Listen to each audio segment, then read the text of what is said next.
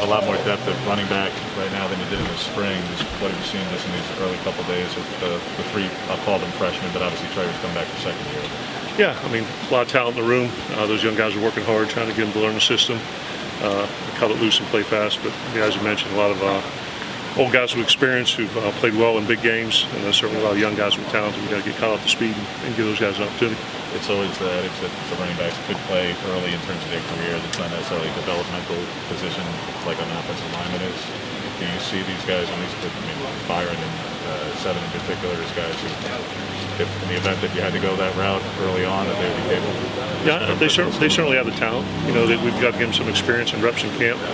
And I think if they're provided the opportunity, based on how the season unfolds, I have the utmost confidence in those young guys. Where have you seen the largest progressions from the three young quarterbacks? The three young quarterbacks? Yeah, biggest progression. Yeah, I think all three had a solid spring. And I think it'll be the continued understanding of the offensive system, taking the information from the meeting room to the field, and then just a high level of execution, right? Moving the football, creating explosive plays and limiting turnovers. So I think, to answer your question, I think the understanding of our offense, I'd see that's the biggest area of growth for those guys. How much catching up did Robbie do during those 2 weeks when he was full-on football there for you? Yeah, we very rarely miss Robbie. During the time when he was doing both. He did a great job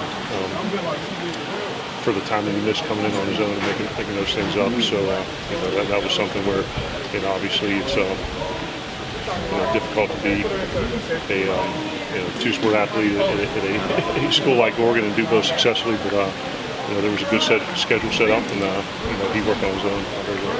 How thick was last year's playbook in a condensed, very few practice situation compared to now, where you have the time with the guys? Yeah, we certainly truncated spring ball. We had four practice opportunities, and weren't sure we were going to play the season. The rest of the country was playing, and we were sitting there kind of doing walkthroughs and doing Zoom meetings and things like that. And all of a sudden, October 7th, we're going to play the season.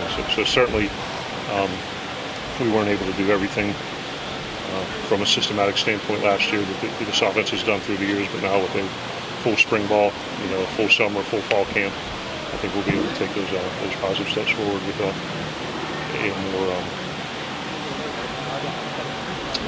elaborate. That's not word.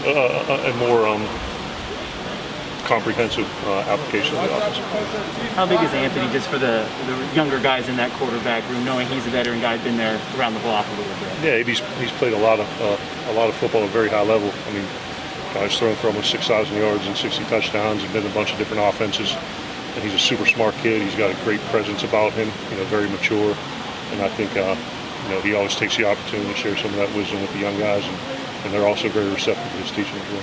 Whether it be in the meeting room or in these first couple days on the field for him, because I know in the offseason he and Robbie met with Quincy. They went down there. He went down to Manning.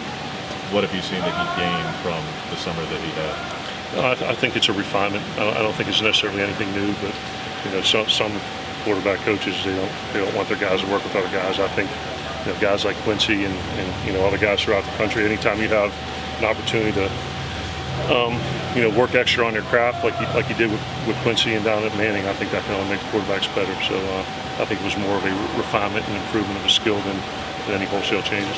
You used Tyler and Anthony last year. Could you foresee a scenario where you use multiple quarterbacks on a regular basis this season? You mean like different packages, or? Yeah, in the past, I think the ultimate decision on that is a program decision. Sure. But speaking personally, and I think you want to have a starter, right, and then you want to have a 2 and a 3 behind them that are capable and ready if their number's called upon.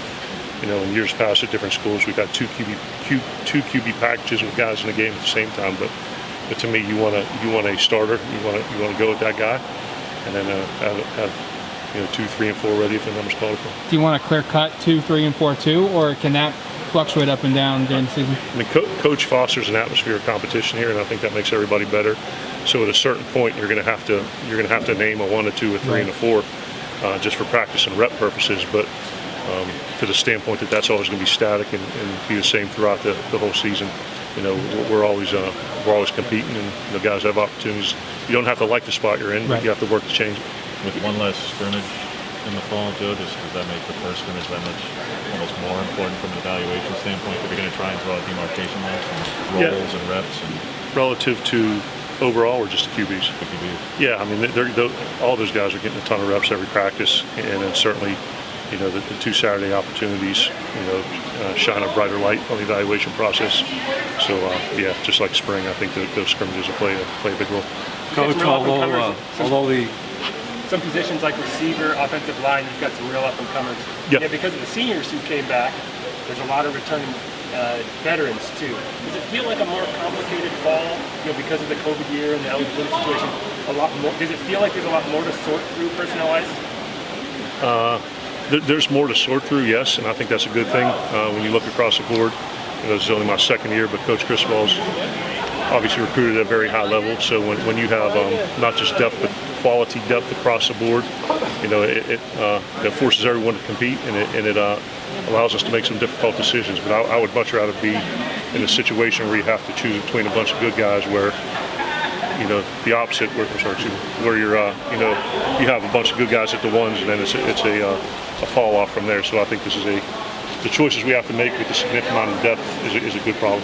Coach, so although the college and pro often use a spread, they also go under center a lot. Yeah. The Ducks haven't gone under center maybe a handful of times in the last 10 years. Yeah. Why is that? Is it maybe can we look forward to a change without giving anything away? Who knows? We'll work some gun, work some pistol, maybe some pro style under center, maybe wing tee. No, Home Depot, maybe about to be on. Not sure it'll be time. So we'll see how it unfolds. Mario was saying yesterday that Dante and Troy, from being in the spring, kind of look like veterans out there. You're just, I guess, what have you seen progress with those two? No, I think it's incredibly valuable when any incoming freshman can enroll mid-year because of the 15 opportunities they get in the spring. So it's almost like you're looking at those guys as not a 2nd-year player, but like a 1.5-year player. But that exposure to this level of football in spring and then carrying it, you know, through summer and into fall, you know, it's you know, like those guys, and just using, you know, like Isaiah, they're on different levels right now just because they've been here longer and have had more reps. Do you encourage that though? Do you encourage guys enrolling early? Is that something, and not that you require them to, but is that something you want them to do? I think that's an individual decision for the kid and their family. I think personally, from a quarterback perspective, if it's not something where, you know, you want to graduate your class, you know, go through all the things 2nd semester, you know, go to prom, all those things. But if it's something that a kid wants, I would never make someone do it. I don't think you can, but I think for the quarterback position, you know, those reps are invaluable if it's something that the family wants to do. What do you think of the options you have at tight end? I'm sorry? What do you think of the options you have at tight end and just kind of the growth that you've seen from that group? They're multiple, you know, and it's you know, like we're talking to everyone else, it's a deep position. You know, Coach Williams does a great job developing them, and they all have a little bit of a different style. And then, like talked about with the receiver, you know, Mo and Terrence came in mid-year, got a bunch of good reps. So everyone's fighting for opportunities at that position. Have you had a tight end time for one more. both fast and also, other than DJ, who's obviously not here right now, where you didn't have a chance to work with any of them on the field last year? I mean, Spencer for a handful of plays, but I mean, realistically, What was the first part of the question? have you ever had a tight end room as vast in depth? You're 6 deep, but on the other hand, you don't have game experience to lean on, or very limited game experience to lean on to evaluate. No, I don't think so. I mean, you know, thinking back, we've always had guys that have, you know, where you're, you know, outside of DJ and Spence, you know, some of those other guys have not had a significant role. But yeah, you'd rather sacrifice the talent, you know, for the experience. If that makes sense. What have you liked about Oregon so far to the time you're here? Like what specific? Like, well, what Eugene in specific? Eugene? The state overall. I mean, I think there's a bunch of like cool scenic things to do. You know, Crater Lake, a bunch of the fall hikes. You know, taking the RV out to a bunch of different places. You know, my oldest son went to Marist. He's graduated. My youngest one goes over there. And a bunch of good food here, a bunch of good people. Good time. Thanks, Coach. Awesome, guys. Thank you. Have a great day.